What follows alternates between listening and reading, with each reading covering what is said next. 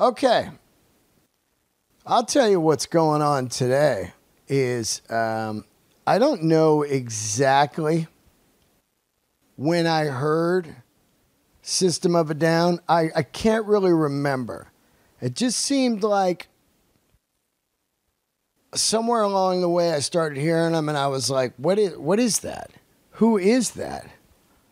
And realized, man, this is some heavy original. It was just mind-boggling to me. I was like, first of all, I was like, who signed this band? Who had that kind of vision, which was amazing. And then what's up with these monster heavy songs with crushing hooks? I saw this band. I've seen them a few times, but I saw them 5 years ago. I can't even believe it was 5 years ago already, because it just seemed like it was about, I would say it felt like it was about 3 years ago to me. But I went and saw them at the LA Forum for the 100-year anniversary of the Armenian genocide. And I'll tell you what, they sold this thing out to the rafters. There was not a seat open in the place, and they absolutely destroyed it. And I still can see the concert in my head right now. I've been to the Forum zillions of times, and there are shows that stick out in my head. Temple of the Dog, the System show, and then the show I did with Burr.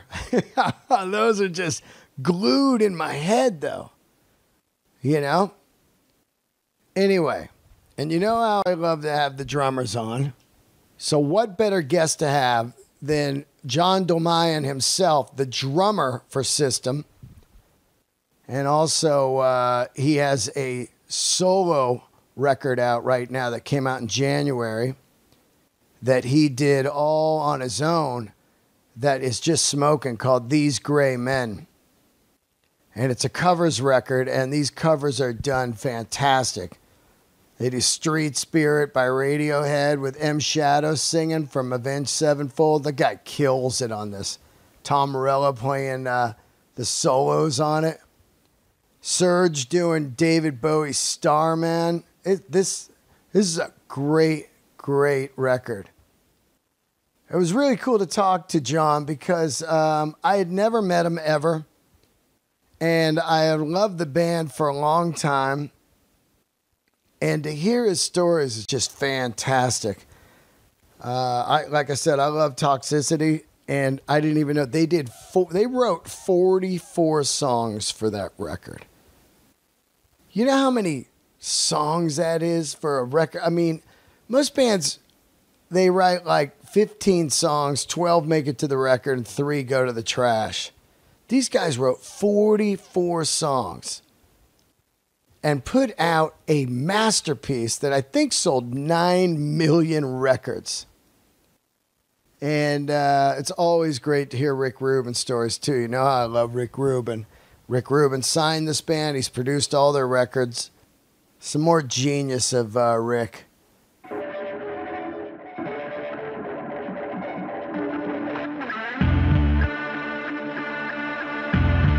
Great guest today. Introduce yourself. Hey, what's up? This is John Dolmayan from System of a Down. Man, I gotta tell you, dude, I saw the Forum 100-year anniversary of the Armenian Genocide show. Yeah. That was fucking fire. Yeah, that was one of our better shows for sure. I mean, first of all, we played for almost 3 hours, which we never do. It was insane. You know, and also, especially because of the meaning. Right. You know, like the meaning behind the tour in general. We were playing with a little bit of a different intensity. Yeah, you were gearing up to play in Armenia, right? Yeah, for the anniversary of that. Correct, and that was a very special show as well. But just in general, because of the personal meaning that the event had for us, being in LA where System was formed and started, and also keeping in mind that you have 4 band members that came to LA very differently, and happened to be of Armenian descent, met, and made a band, formed a band, went out, put it out there, played, and then was actually signed. I mean, what are the chances of that? You know? Oh, it's got to be in the billions. It's so fucking mind-boggling. I was just talking to somebody about this a couple weeks ago. We were talking about your band, and it was Mikey at the Whiskey. And he was saying how I think he went to school with a couple of you guys, and he started booking like systems at the Whiskey and stuff. But I remember you guys years ago, you're doing the Coconut Teaser. You guys played there. Was it like the Dollar Night or whatever? It may have been before I was in the band. Right. Yeah, because they had a drummer before you got, like early on. I may have played there once. I don't remember. Is the Teaser right? It's the one on the corner. Yeah. I had played there once. Yeah. But they'd played there several times before I was in the band. And they had that pole in the middle of the dance floor area. Yeah. Where people would be pitting. Yeah. And sometimes smacking into a pole. Take yourself out, man. That's right. One way or the other. I mean, to think about really what, and we don't need to really pound on it, but for Armenian guys, getting a record deal is just unheard of in any landscape, even right now or back then. Back then, it was just like, you look at the 80s rock, it was like white dudes, with their hairdos. Then the 90s, it was just kind of like, alternative rock. And then here comes Systems, which you guys did something that nobody has done in a long time, have a complete original sound. It was just like, what is this? So, I mean, all of that stuff, it reminds me of growing up with Metallica. When they're playing, no way do you think they're going to become the biggest band in the world. They're huge to us, but you didn't think, it was such a small pocket. Yeah, you don't think it's going to catch fire. No. Not necessarily, at least. Especially with the style of System, it's just like, it's so radical. The first time I heard it, I went, this is amazing. What is this, Well, I think a lot of people didn't really know how to understand or explain System. So it was one of those things where you weren't even sure if you liked it. People would come up to me after shows early in the, in the very early days and be like, I don't really like your band, but I'm compelled to come over and over again. I was like, well, maybe I don't know what to tell you. Yeah, that's something weird, right? I don't know if to take that as a compliment or what, but they go, but I keep coming and I'm drawn to it for one reason or another. And I like that because as opposed to like somebody just being like, yeah, you guys are okay. At least this person had strong feelings one way or the other. And I've always believed that when it comes to art, you got to have strong feelings about it. Otherwise, you don't want to be, in the category of the mundane. Oh, that's the worst. When you ask somebody what kind of music they like and they just say, whatever. I'm like, oh, well, we're not going to have anything in common just because you don't have any passion for some, Well, I find that also when you're speaking to people about what they're really into, rather than tell you what they're really into, they're going to tell you what they think makes them look cool or makes them look like they're worldly or whatever the case may be, when really they just want to sit there and listen to, whatever the band might be. Yeah, I mean, I think that was the case a lot with, let's say, Tool or Radiohead or a band that's of the time, where people might not even know really what it is, but they don't want to look not cool. Yeah, and they may not really even like it. Right. But they feel like it's more of an underground thing, and they should be into it, or they should understand it. It's a lot of the Emperor's New Clothes type mentality, and you know what that I'm absolutely, yeah. Where people just go along with it, whether they get it or not, or whether they think it's good or not, just because other people that they might have respect for like it, and they want to be on the same level as those people, or at least seem cool. Yeah, and I think that's fairly normal, common in human beings to try to want to fit in. Now, when you joined the band early on, the other guy got hurt and he's out, and you come in. Was the other guy Armenian? Yeah. Wow. Even more of a coincidence. Right? Yeah, right. Like, I mean, was that like in the ad? Was it in like the Recycler wanted Armenian drummer? No. So, System's history, the way we all met, and I say we, the way I met the other guys was because there was a band called Soil. That, I know Soil. That Darren and Serge were in, along with another guy named Dave Hagopian and another drummer. Dave played bass, and another drummer, Domingo. I don't know his last name. And basically, they broke up.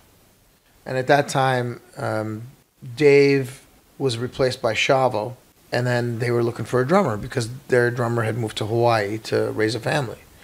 So they looked for a drummer. I think they went through the usual machinations of the recycler, back then. Yeah. Or just, friends and whatever. And then they found Andy Khachaturian, and he was their drummer for a couple of years.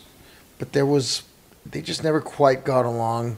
He was a very good and talented drummer, but they never quite got along well enough. You know how important relationships are in the band. Oh, man.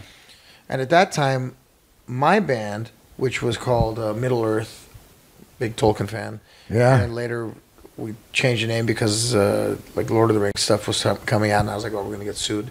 Yeah. So we just changed it to Freak, Friik, more like Frick. And we're looking for a bass player. And I knew Dave Hagopian from high school, ran into him at the gym or somewhere, and said, hey, we're looking for a bass player. He came and tried out. He was exceptional. And then he was still friends with the guys in System and kind of what became System. And, we were all broke. Yeah. So we got to know each other. We started hanging out, and then we decided to share studio space.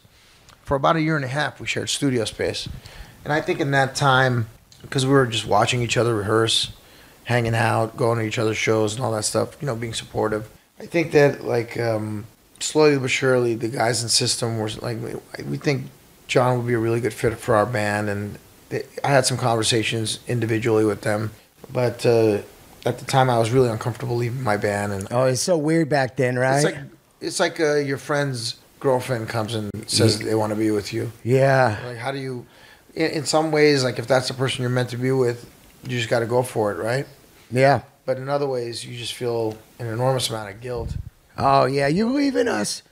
Dude, we had a brotherhood. Yeah, there was a lot of that. I know it, man. But I'd almost left that band anyway because they wanted to go pop, and I just wasn't into that. Yeah. Who were you listening to at the time? Pretty much what everybody was listening to. Yeah. Plus, the 60s stuff, 70s stuff that I was still very much into. Some more progressive stuff, too, like Alda Mula and... Oh, yeah. Steely Dan, you get into that stuff? Steely Dan? Yeah. Yeah, I like Steely Dan. Yeah. I mean, that stuff, at the same time I was listening to metal, I was listening to, full 70s rock, you know? Yeah, and me too. I always had a pretty wide range of what I was listening to. One day although, also, I listened to Pink Floyd The Wall every day for a year. Wow. So, that was one of those things where I just couldn't get out of that album. Yeah. For a good year. So it was all over the place. Anyway, long story short, Andy fucked his hand up, and the guys came and said, "Look, John, we need, we got labels interested in us. You gotta come join the band." And I was like, "Well, I don't really want to join the band, but I'll fill in until it gets better." And then the first rehearsal we had, it was just like, yeah, that's it. Holy shit, this is it. Because I sped up all their songs. Oh yeah, their songs were a little slower before I got in the band. Yeah, but I tend to play ahead of the beat in general, and I have pushing it. And I felt like their songs were too slow, so I just sped them all up. And here you have System of a Down. Who was sniffing around? Was it Tom Wally, or who was it at Interscope that had this kind of vision for System? Because, I mean, when you hear the band, it's not like right away, like, oh, yeah, here we go. You know what I'm saying? Interscope actually passed on System. Wow. Before I had joined, there were already some substantial label interests, minor labels, and whatnot. Roadrunner was really into System. But it wasn't until Rick Rubin came to one of our shows at the Viper Room that the offer started coming in from the majors. Oh, shit. Because once they saw Rick was into it, then everybody wanted it. I used to hear this trick that Rick would, he would go see a band, and then other labels would be there, and they'd call and say, "Hey, Rick's here," and then the label would be like, "Just sign him, man." So then I heard that Rick would go see shitty bands. So they'd sign him? Yeah, just to play games. And then maybe we're one of them. I don't think so, because he ended up working with it. But you know what I'm saying? Then slip out the back. Yeah, that's funny. But Rick comes to see you, and I mean... We actually had a bad show. Really? He came to see us. Because it was one of those things where it was all label people. So our fans couldn't quite get in. Oh, the worst. Just stiff. Yeah, it was kind of stiff, but we played pretty well for us. And right after the show, Rick came out and he was like, I was laughing through most of your set. He goes, "I want to sign you." Wow. He was laughing because it was so irreverent. Yeah. And different. And he and Serge is jumping around and doing his thing, and you know, the music is like way out there. Way out there. I mean, Serge's vocals. I mean, the first time you heard it, were you like, "What is this guy doing?" You know, I mean, it's like very militant and radical. You know, wake up! You know, it's like, whoa, what the staccato and operatic and really rad. Different. That's what differentiates System from a lot of other bands. Oh, totally. Not just the music, but also the syncopation, the way the vocals are sung, the lyrical content, and the way you attack the drums. Almost a call and answer of the vocal. You know, to me, it's like you know. It's I write my drums to the melody of the song, right, and kind of weave in and out of the vocals as much as possible. I'm not really like a drum and bass type drummer, right? You know? My bass player and I are very well connected, but he's mimicking a lot of what the guitar player is doing anyway. So as long as I have the melody and the lyrics, I'll work something in and weave around it, but doing as much as possible without overwhelming. And it's kind of a whole balance thing that you have to explore. It's radical, man, to hear it because it's very original. Even as I'm listening to your new solo record here, loaded with covers, famous covers, you know, immediately you have your sound. Like when you hear the Talking Heads song, it's like, oh wow, this sounds like it could be a System song, you know, the way you guys did it. And that's what I love when people would do covers where you'd be like, wow, this sounds like their band. And also, is that an original song? Right, because at first I threw it on. They didn't tell me it was covers. And I was listening, I go, hey, this sounds... I know this song. Am I wrong here? And then when Starman came on, I go, oh, he's doing covers. Right, and that was kind of the goal. Yeah. Was to take these songs and just really approach them as if they were brought to me by the songwriter, and I was going over the arrangement with them, and as if it was a new song. That's how I approached it. Yeah.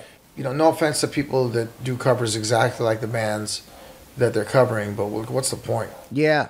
Yeah, it's been done. You already have the original. Especially when it's a masterpiece. Say like, you know, the Radiohead song you do, Street Fade Out. Street Spirit. Yeah, Street Spirit. That is a masterpiece. That's a masterpiece.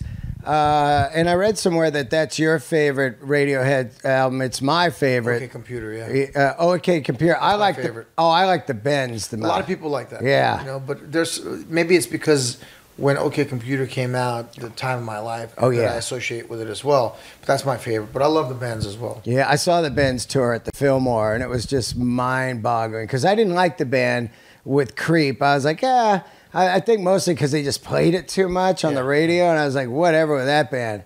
But when the Bends came out, I went to see them, and I was like, oh, this fucking band is game. Different. Oh, different. Yeah. Systems, Radiohead, Rage Against the Machine, Tool. These are bands that are completely outside the box and have their own sound. No one sounds like System or Tool. Nor do they sound like each other. Not at all, man. And that was the beauty of kind of that. That'd be a good tour. It would be it'd be an insane tour. It'd be an insane tour.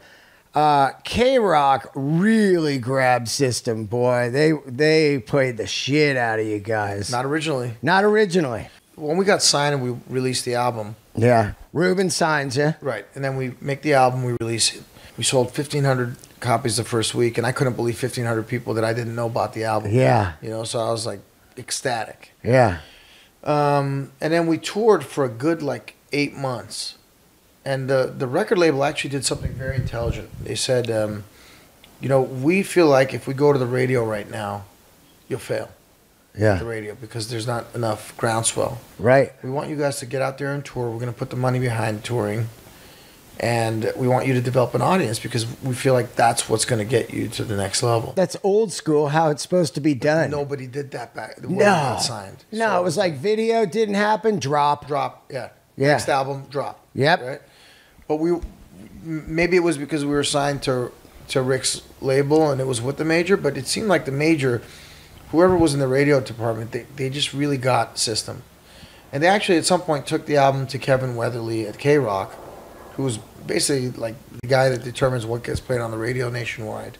And Kevin said, I really like it. It'll never be played on K-Rock. Wow. 6 months later, we had the #1 song on K-Rock. Hilarious. Yeah, so, and then after that, once we released Toxicity, we had the #1 song on K-Rock for like a year. Yeah. Every day. Aerials, man. I mean, when that record came out, I was just talking to a friend today about it. We were just talking about what a game changer that record was.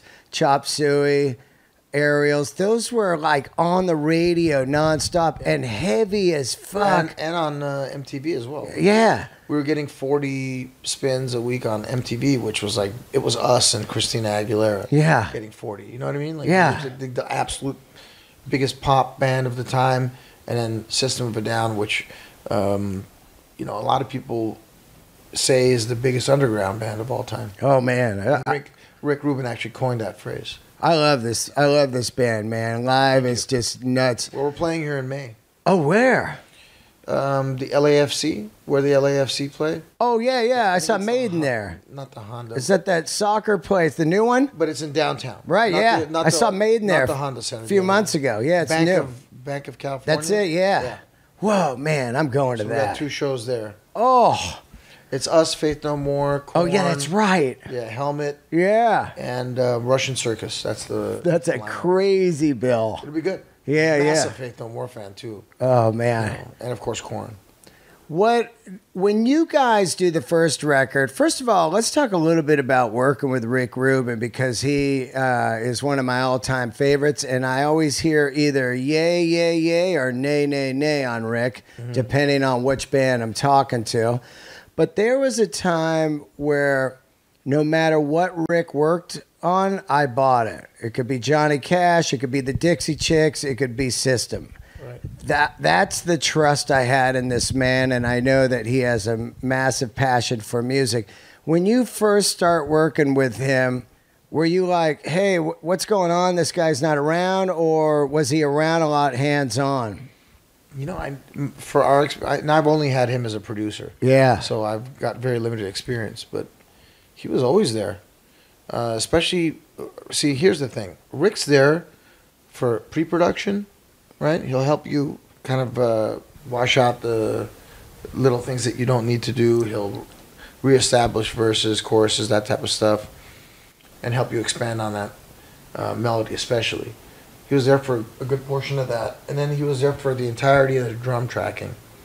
And I think Rick believes the drum tracking is the foundation. One of the most important parts of the record. Absolutely. And then he disappears for bass and guitar overdubs.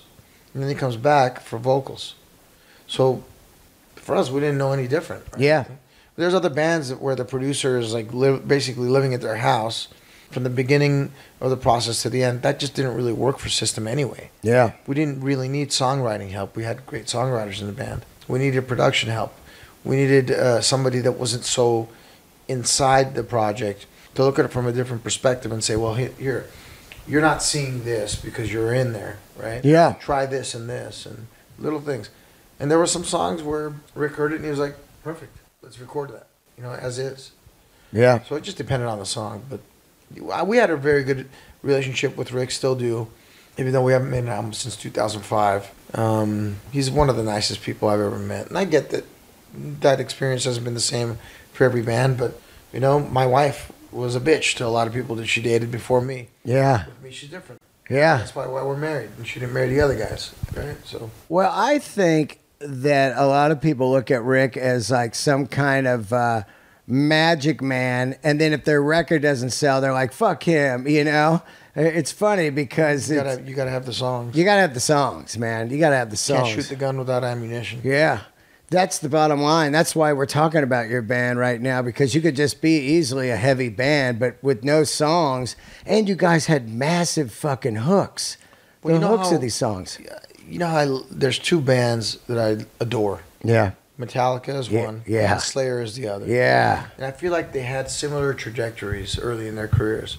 But what ended up differentiating Metallica from not only Slayer but from everybody else is that after South of Heaven, you know, for Slayer, they didn't really have that much melody. Yep. Although South of Heaven had a lot of melody. Of course, Rick Rubin. Right? Yep. But Metallica got more and more melodic as they went on in their careers.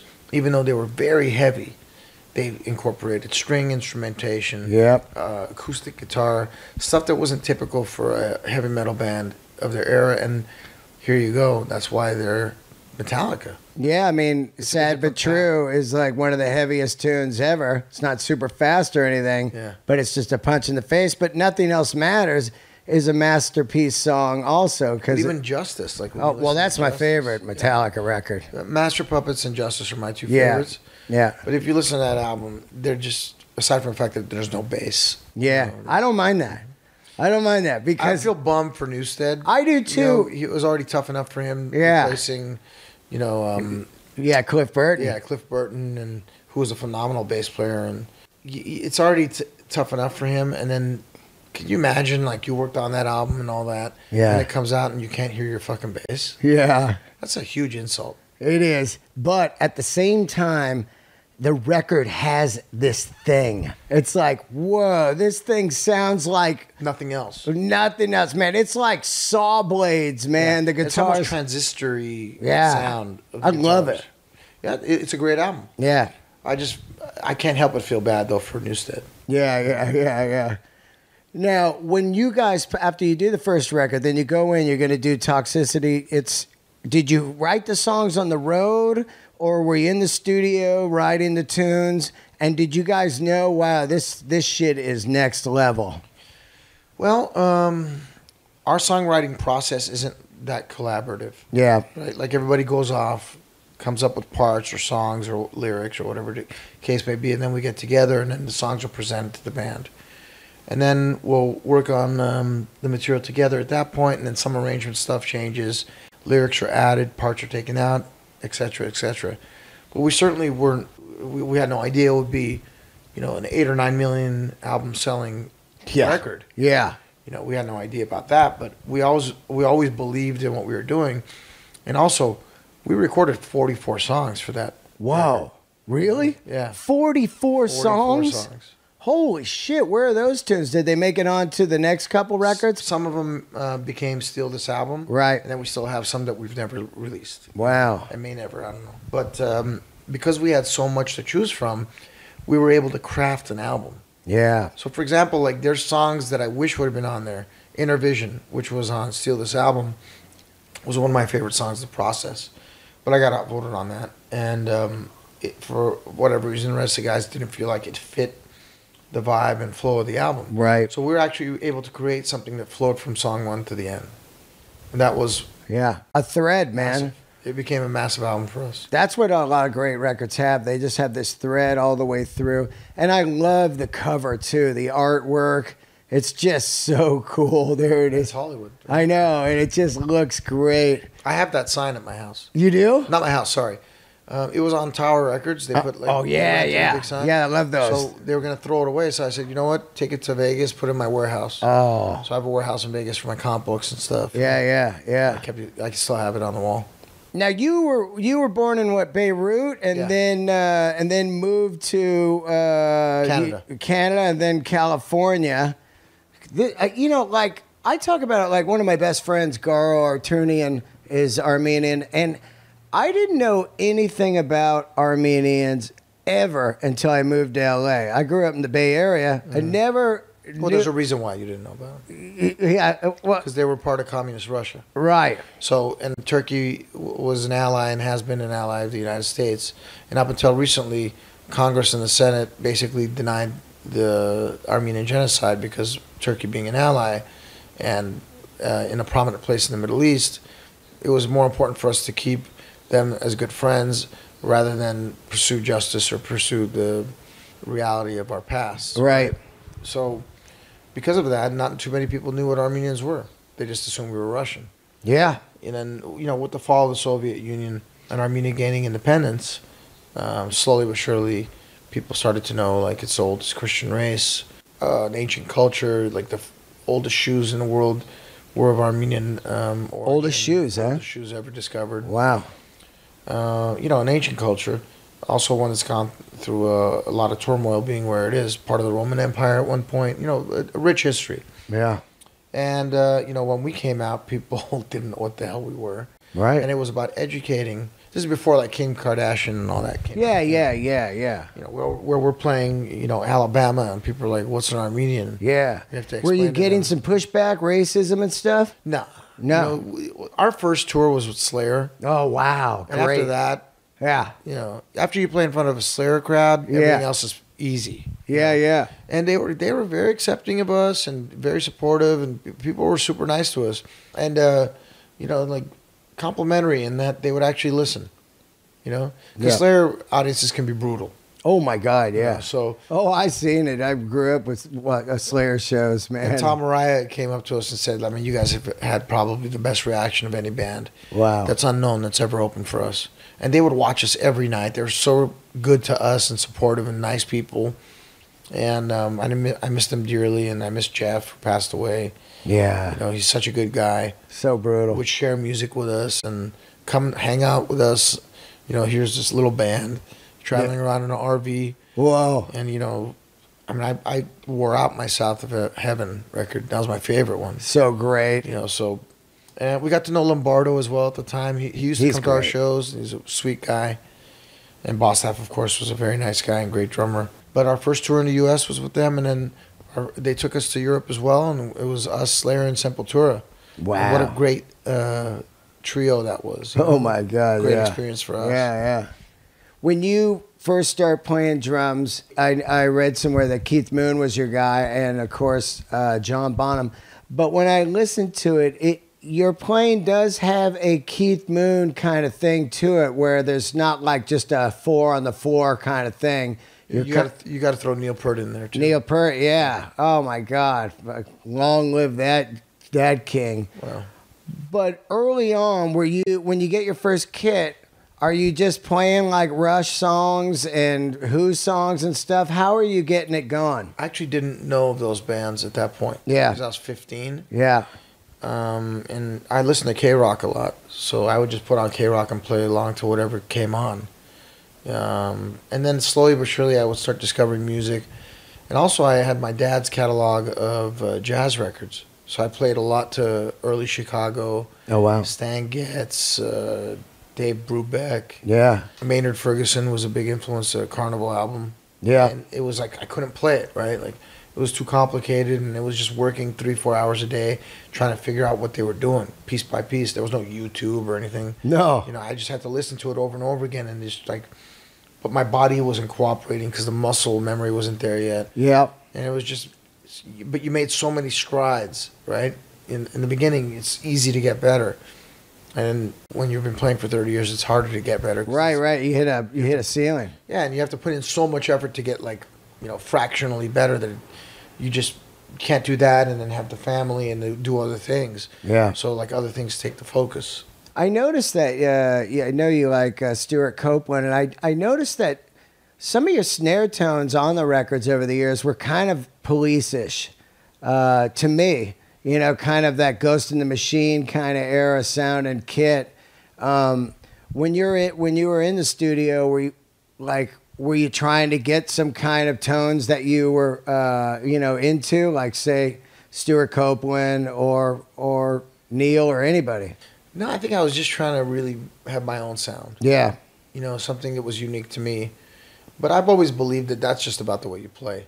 Absolutely. You know, you could have 10 different drummers play on one drum set, and they're all going to sound different. Yeah. Same with guitar, man. Yeah, I've seen Billy Gibbons play a $2 guitar, and he sounds just like when he's playing a 59 Les Paul. Correct. And I find that to be the case with really talented musicians. That they're going to have their own sound, and no matter what they're playing, it's called an instrument for a reason. Yeah.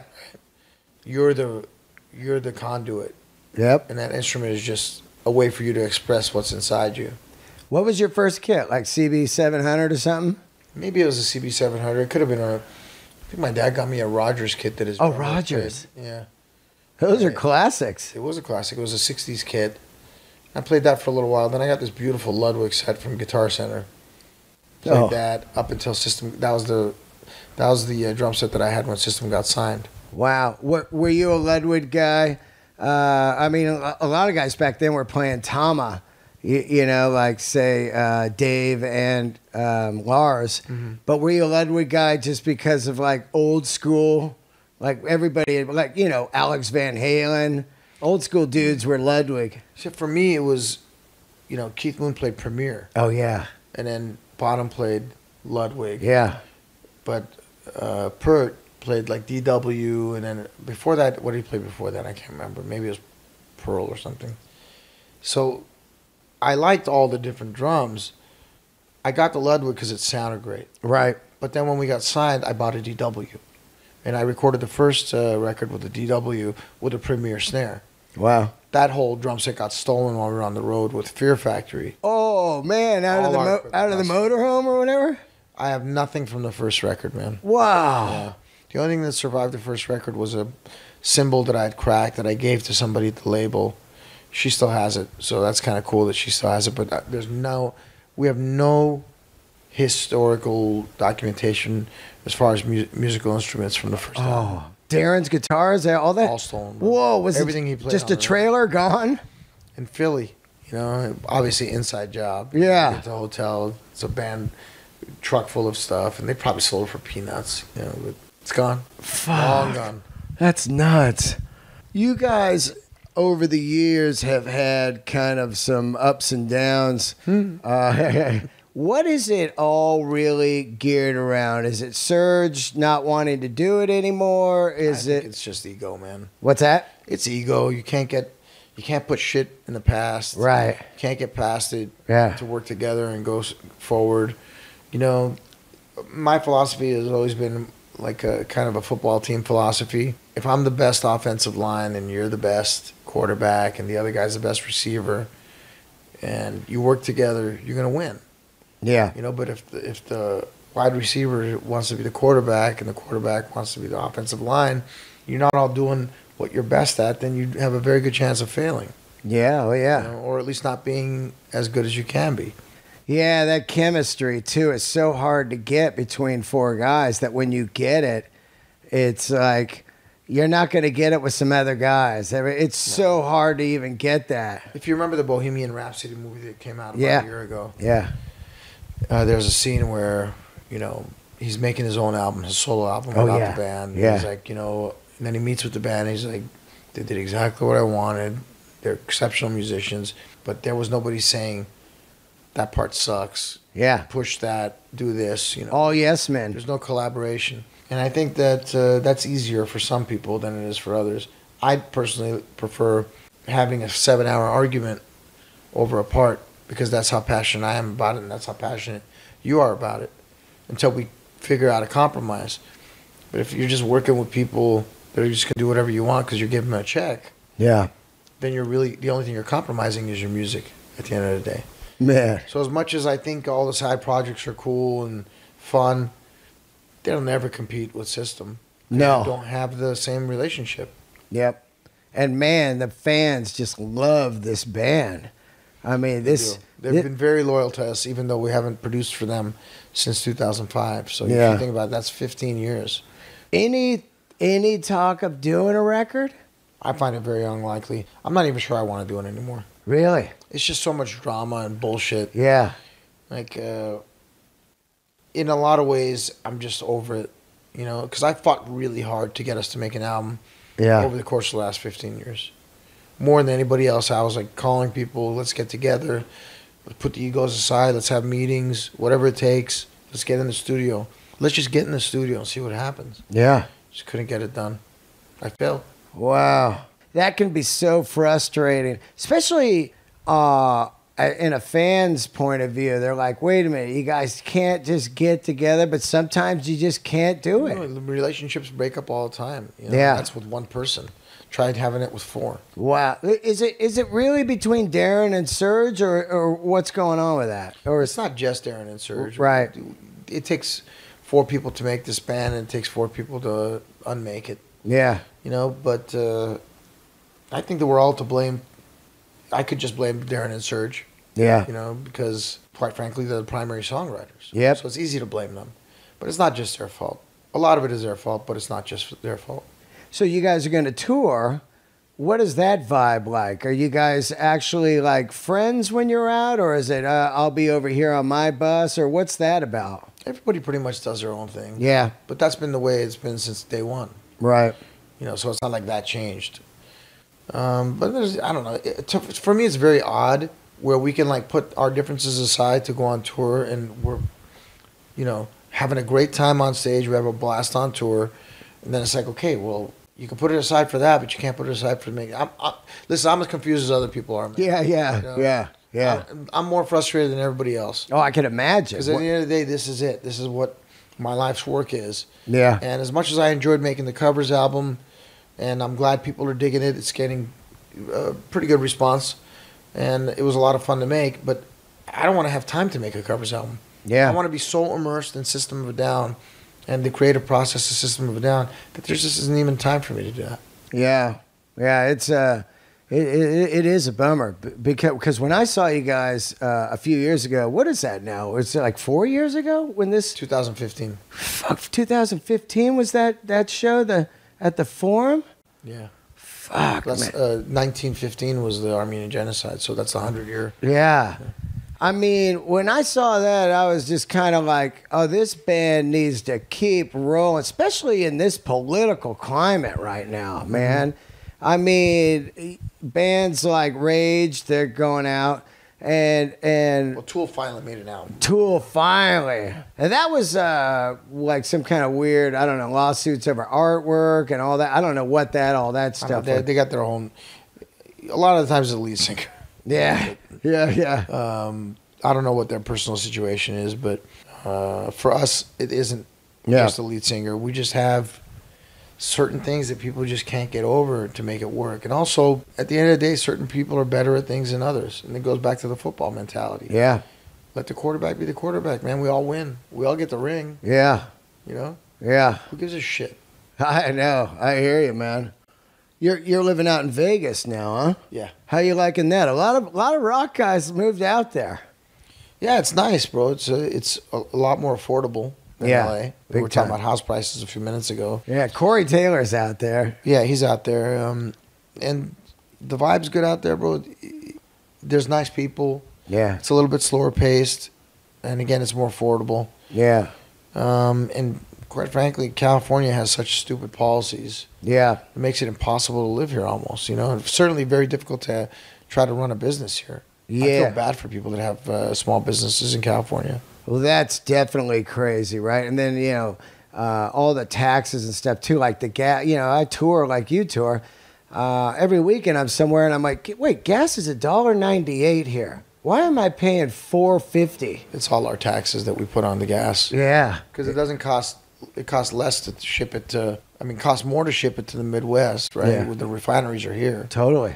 But we pay a lot more for it because of all the stipulations and taxes that we have on it. But, it is a great state. It is. And it's a privilege to live here, but I think that they're making it very difficult for the common person who is just living their daily life and eating hand to mouth and paying their rent to survive here. It's certainly very difficult for them to make any headway or start a business or do something like that.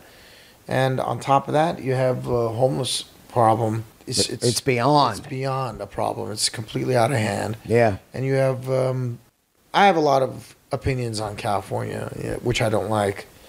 And I think the propositions are a really bad idea because they're not simple and easy for people to understand, which means you have to be basically a lawyer to go through all the mumbo jumbo before you figure out to vote on it or not. And they just put out ads that have like a small part of it that might be something you like, and then you vote on it. Meanwhile, you're voting away your own rights. Yeah, that was the thing when I was a kid, Prop 13. I think there's still a spill out from that. I still don't even know what it was, but I know in the 80s that thing came around, and I'm not like a politics guy, but all of a sudden I know that like school arts funding was gone and stuff like that. And you're like, what's going on here? They're selling you some positives with the right hand, but they're taking away things from you with the left, and that's a problem. We have a very convoluted system here in California. Vegas is a lot easier, but of course there's less people to manage, so it makes it easier. No taxes out there, right? No state taxes. No state I'm tax. Still paying federal. Right, but no state tax. Well, you're paying taxes no matter what, bro. Yeah. Every time you eat, drink, do anything. Yeah. You got a property, you're paying taxes. Yeah. They get it all from you back at the end of the day anyway. Yeah. Now, I see you got a Submariner on. You're a watch guy. I'm a watch guy. This is the first watch I bought since I was 16. I had a Swatch watch. Yeah, remember that? I had dual swatches. Yeah, so I bought this, I don't know, like 2 years ago. And I actually enjoy looking at it and seeing what time it is. Yeah. As opposed to like the phone or something digital. Yep. It's nice to be able to look if the shit hits the fan and we go back to like a different kind of life. You're going to have to figure out what time it is by looking at the sun. Yeah. Yeah. So like it's nice to have some of these things just in case the shit does hit the fan one time. Yeah. Are you a car guy? Yeah, I like American muscle cars. Yeah. And I have a Ford GT. Oh, rad. And I actually got the new one coming in. What? Yeah. You got a Ford GT? Well, I got the 2005 GT. Yeah, I love that one. And then I just ordered the 2020. Whoa. That's where my money goes, man. It's comics and toys and the family. Wow. Now, what's the 2005 one like? Have you not seen a picture of it? I've seen it, but I mean, what's it like to drive it? It's a real muscle car. Yeah, I know. It's not these like 6-cylinder turbo boosted cars now. Yeah. I mean, it's a real like 8-cylinder muscle car, but it's a massive engine and really bad on gas, but what a car. Oh, yeah. Man, I love cars, man. You got to go out to dream racing out there, dude. Where you can, I go all the time. You can drive Ferrari Pistas, Porsche, GT2s. Yeah, and I love Range Rovers. Yeah. So I got like the 600 horsepower Range Rover. Wow. That thing's a monster, bro. Yeah. I took out a Mercedes was trying to get cute the other day. So I had to like put the boost on. Let's talk a little bit about the solo record now. Sure. I really like the solo record, actually. Glad you enjoyed it. I put it on last night, and, I was never a fan of M. Shouda's band. What's his band called? Avenged Sevenfold? Yeah, I just never... there was something to it. The tunes just don't grab me. They get a bad rap. Yeah. Some good music there. I didn't hate on them or anything. I just kind of like, I just think, I don't know why Avenged Sevenfold gets a bad rap. Right. But they get killed in the press. Yeah. For some reason. And let me tell you, man, I've listened to their records. Yep. You don't have to like every song, but like there's some songs on there that are really beautifully written. Yeah. Melodic songs and interesting. And the guys in the band, dude, they're so nice. Oh, Such good people. I mean, this guy crushed it. Crushed this Radiohead song. I watched the video last night, too. Mm-hmm. And then Tom Morello plays the outro solo on it. And the recording of this, you guys did it over at Dave Grohl's studio. It fucking sounds great. Well, that was the first. He bought that board when Sound City went out of business. Oh, I love that movie, yeah. And that was the board. Yeah, the old Neve board. I never knew why they didn't ask us to be on that documentary because we played on that in that room on that board, our first record. Oh, wow. Is that where you did the first record? Yeah, Sound City. Wow. That studio is so classic. I mean, Rage. And it's gone now. Yeah, Dio. Oh, I heard it came back. I did too. I heard that too. Yeah. Did you do the next record there also? Cello. Oh, oh, wow. Yeah. Wow. Toxicity was in cello. Wow. Now, so do you record this, it's 8 songs, covers. Do you record it all in a couple weeks, or was it over a period of time when people could come in and do it? How did you do this record? The drums were recorded in like 4 days. Right. And then it's a matter of scheduling for people. Yep. So we had the basics. We did overdubs and stuff, and then whenever I could get somebody, and there's about 15 songs total that I recorded, but couldn't get some of the singers to even respond. And these are people I've known for like 20 years. Yeah. And it was a little off-putting because I would never have treated them that way. Yeah. Like there's some guys that I was friends with, and they never even responded. I was like, hey, man, just tell me you don't want to do it. That yeah. Fine. Pretty easy, right? You just go, sorry, dude, I'm swamped. Just be a man. Yeah, people ghost, man. That's weird where they're just like afraid to say, no, I can't do something or whatever. I don't really subscribe to that. And I don't either. I didn't appreciate it. And there's people I haven't talked to since because of it. Yeah. I'm a very sensitive guy. Yeah. So yeah. Same here. I'm the same way. I get personally offended very easily. Yeah. I'm like, hey, man, I'd much rather have people in the business say, nah, we don't like Hey, that. how about I'm just not into it? Yeah, that's it. And I would be like, cool, man. Thanks for listening It's to that it. easy. You don't have to like everything, man. There's 31 flavors for a reason. Yeah. You know? Yeah. Like if you don't like chocolate, what the hell do I care? Yeah. So you recorded it and then you get it all done and it came out in what, November? When did this come out? January? 28th actually. Came Yo, out on the 28th oh, wow. last month. Oh, wow, man. Yeah. It's fucking... It was a long road, bro. It took like 4 years, but I had 2 kids, you know, and it takes time to get stuff done. Yeah. And it was just me. You know, I had to do everything. Like get everybody together, go do the string instrumentation. Yeah. That's what it's so nice to have a band. Oh. Where you could depend on other people to do stuff, and you can enjoy that process and add to it. Yeah. And benefit from it ultimately. Are you a big AC/DC guy? I like AC/DC. I don't know if I like it as much as a lot of people do. Yeah. I was just asking because I'm doing this Bon Scott tribute, and I hear you. I'm doing all the stuff for it, and each year I do it, I'm like, God, this is the last one. It's just like at a certain point, you got to have a quality of life. Yeah. I want to spend time with my kids. Yeah. You know, How many kids you got? I got 2 so far. Are they playing music? Well, they're only 4.5 and 1.5. Right. I'm sure they'll, if they want to. Yeah. We'll make it available for them if they want to. But it's too early to tell yet. But I just want to spend time with them and hang out and be a dad and still do things that are, you know, that feed my artistic needs. Yeah. So what I've kind of done, because music just isn't getting it done for me, because system's stupid. Yeah. You know, is I started writing a comic book called Essentia. Oh, that's rad. So you're a comic book guy. I'm a big comic book fan, Right. And now I'm actually writing a comic book. Whoa. That's coming out in July. No shit. Now, what is the Premise? Yeah. So the premise is that there's you ever seen the movie Armageddon? Oh yeah. So while I was watching Armageddon, the inspiration of the story came out. There's an asteroid that comes out of a rift in space. Yeah. And we discover it, and we're like, what the hell? It's coming towards the Earth. It's like twice the size of what took out the dinosaurs. So it's going to be total extinction. And the panic ensues. But then after a while, like a euphoric sense comes about people, and they're like, we're going to die. We always knew we were going to die. Life is not infinite. But now we have an opportunity to live for the year and a half we have left until this thing impacts Earth. Yeah. Let's really live. Oh, so like all religious differences go away. There's no more borders. People are just getting along, and they're like spending time with each other and enjoying themselves and truly living the way we should live. Yeah. You know? But our fears make us not live that way. You know. Yep. And then like 2 weeks out, when this thing's going to impact Earth, it explodes into billions of pieces. Oh. We have no idea why.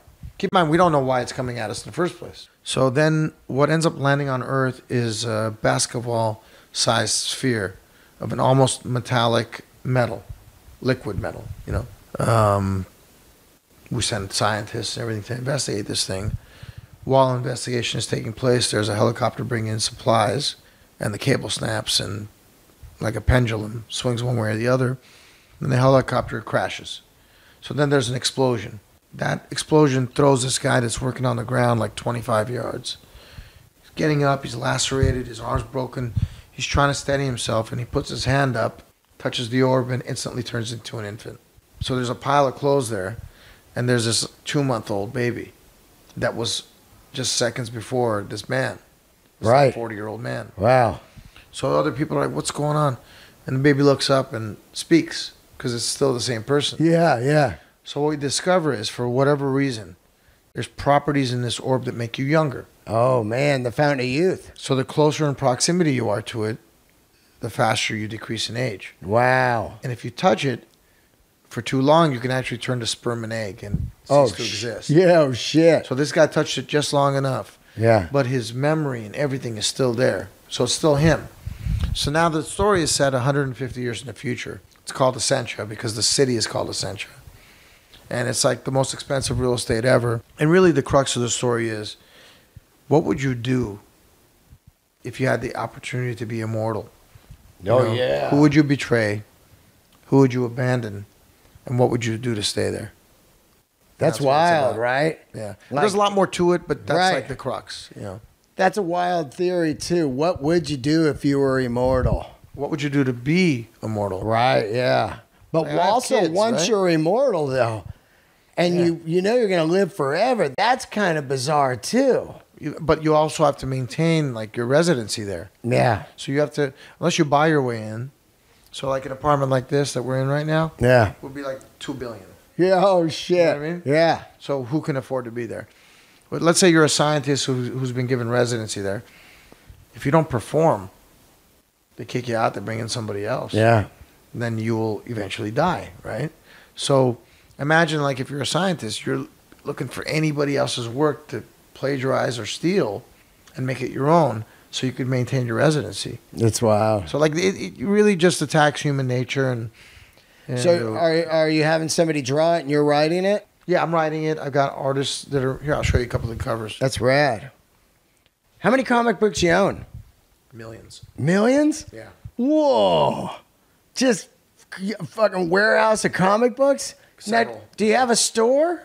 I do. In Las Vegas, it's called Torpedo Comics. That's cool. And then I have one in Orange County as well. So here's some of the covers. Oh, yeah. Oh, wow. So these guys are actually 170 years old. Wow. Kids. That's their The one body. guy looks like Shavo. It does a little bit. Yeah, right. That's a cover. Wow, that's great.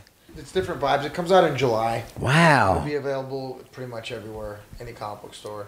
And Yeah, I'm doing, it's just under my own company. I'm publishing it myself. that's great. So I figured like, we got 100 million fans out there worldwide.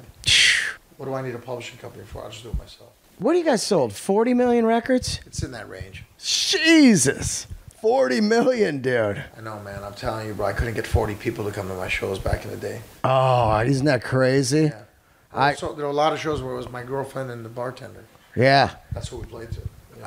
I see it with comedy too. I'm constantly like, God, just come. I'm here in Nashville. Come to the show. You've been wanting me to come now.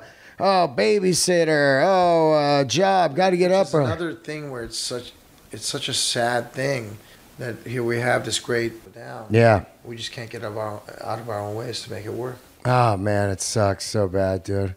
It does suck.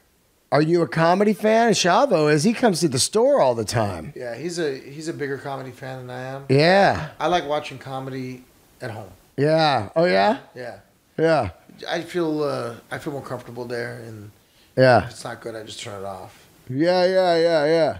Well, fuck, man. I'm out in Vegas a lot. I got to have you come down to a show. All right, sounds good. Yeah, that'd be great, man. And are you fired up for the Raiders out there? I am. I think it's going to be great for the city. Yeah. I'm a Buffalo Bills fan by nature, but Oh, yeah. but I'm supporting the Raiders. I got my Raiders license plate on my car. Rad. So Kerry King's out there now. You see Kerry? Kerry lives in Vegas. Oh, Yeah. I got to get in touch with him. Yeah, dude. I didn't know he lived out there. Oh, yeah. Hook up with him and jam with that guy. He's such a good guy, bro. Oh, love that guy. Real sweet guy. Well, thanks for doing the show, My dude. pleasure, bro. And the record is, what is it, The Gray Men? These gray men. These Gray Men. It's fantastic. It's covers. He's got all kinds of great people playing on it. Tom Morello's on it. Serge Singh's on it. Who else is on this? It's a bunch of friends from different bands. Right. One of them is in a Brazilian band called Ego Kills Talent. Yeah. Kill Talent, sorry, not Kills. You're going to be hearing about them. Yeah. They're coming. They're going to be a big band. Man, I liked it a lot. And did you put it out yourself, or what's it coming out on? Yeah, I just put it myself. That's great, man. I love that. I didn't do it to make money. Yeah. Yeah, you just do it because you're going crazy. I'm probably going to lose like $100,000 on it. Oh, fuck. But I needed it, man. I needed Yeah. to put something out. Yeah. Systems just kills you. When's the tour start? For System, it starts in May 22nd, 23rd in LA. Then we have 1 month in Europe. Wow. Well, I'm looking forward to seeing that. I'll come see it, and I'll hit Sounds you up good. when I'm in Vegas. I'll be there in April for a week. Okay, sweet. Maybe we'll go drive some cars. You see my GT? Oh, God. You might be able to see both of them by then. I got to see that, dude. And Oh. I have the other one shipped up there. Oh, yeah. All right. Well, did you see Ford versus Ferrari? Loved it, bro. Loved it, right? Great. I saw it twice in 2 days. What a great film, huh? Amazing film. Christian God. Bale, bro. I just love that guy, Ken, man. That guy was an outlaw. Yeah. He was an outlaw, and Very sad, right? Like, oh God, sad. But his passion for racing, is just it was. there's also a really good documentary about it that goes a little more in depth. Oh, yeah? On Netflix. Oh, I heard about that. Yeah, I gotta it's very watch good. that. Very Yeah. good. All right, you got an Instagram or anything? Yeah, it's John Dolmayan on Instagram. Well, thank you, man, for doing the show. My pleasure. And I got to tell you, your band is one of the most potent live bands I've ever seen. It's up there with Rage. It's as far as like when I see it, I go, holy shit, or AC/DC back in the day. We'll take the Pepsi challenge against anybody, bro. Yeah, you guys murder, dude. Oh man, it was great. Well, thank you for doing the show. Thanks a lot, and get out there and check out this incredible his solo record, man. The covers are great. There's a great Bowie version, Starman, and it's really kick-ass, man. Thank you guys for tuning in. Don't forget to subscribe and leave a review on iTunes and hit the Patreon channel, patreon.com/Dean Delray. Candles lit.